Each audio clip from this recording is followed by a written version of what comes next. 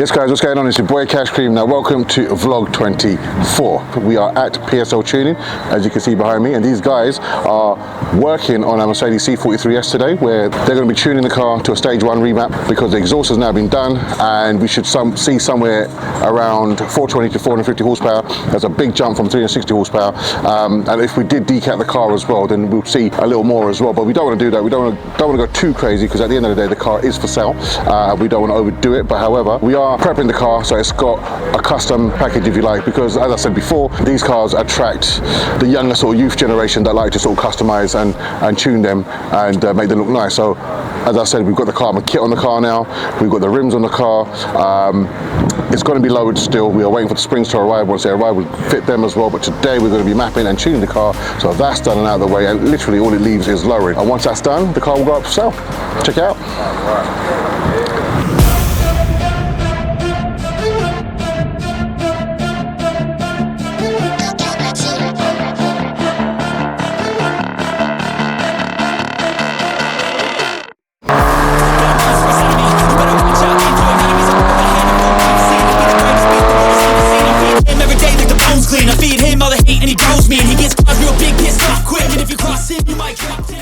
Right, okay guys, so this here is a Mercedes G63 AMG 2025. It's coming for full PPF coverage and ceramic coat and urban automotive carbon fibre front light bar with the carbon rear spoiler as well. They're both actually carbon, and they've both been PPF'd in gloss and fitted, as you can see. It's drying at the moment, hence why it's got the tape all over it, but once the glue's cured, that tape will come off and the car will be ready to hand over to the client. This car's actually been ceramic coated as well, and it's been fully protected using Metamark PPF in obviously matte, as you can see, and it's come out absolutely fantastic. Really happy with how the film is laid and how it retains the actual colour of the car. That's the trouble with some of these films out there, especially in the frozen matte colours, satin stealth colours. They kind of either kill the colour or they look too frosty.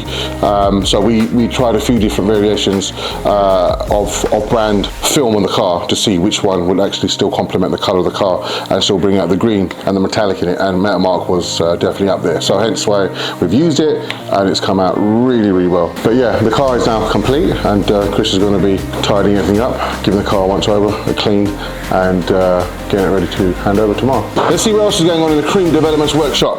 The R8, finally we've got somewhere with it. It had a faulty check valve, and we had to replace that, but in order to replace that, the inlet manifold had to come off so we could access it, and then obviously once they replace it, inlet manifold's gone back on, and we've started mapping and tuning it, and now it's behaving the way it's supposed to be. Finally, Lamborghini Huracan, which we obviously repaired and completely painted, that's pretty much done now. We've just finished the final calibrating and coding of the roof and other bits and pieces in the car, and everything's going really, really well with this, by the way. The suspension leg on this side has been removed because it's faulty, so we're waiting for another leg to arrive, but once that comes, literally that's got to go in, get plugged in, get coded out on the system, and this car is pretty much ready to go. It's literally all done, and it looks absolutely phenomenal. Really happy with how this car has turned out. Let's go next door. The Huracan Evo, the next Lamborghini Huracan. This is the Evo 2. This is now well underway for the repairs. As you can see, the framework's all been repaired, painted, and this is the brand new framework that's come from factory, from Lamborghini. And it's sprayed like this because that's actually how it comes from factory. It's not done in full colour, it's just done with overspray. So we have to kind of mimic how the factory do their work, which is not very good.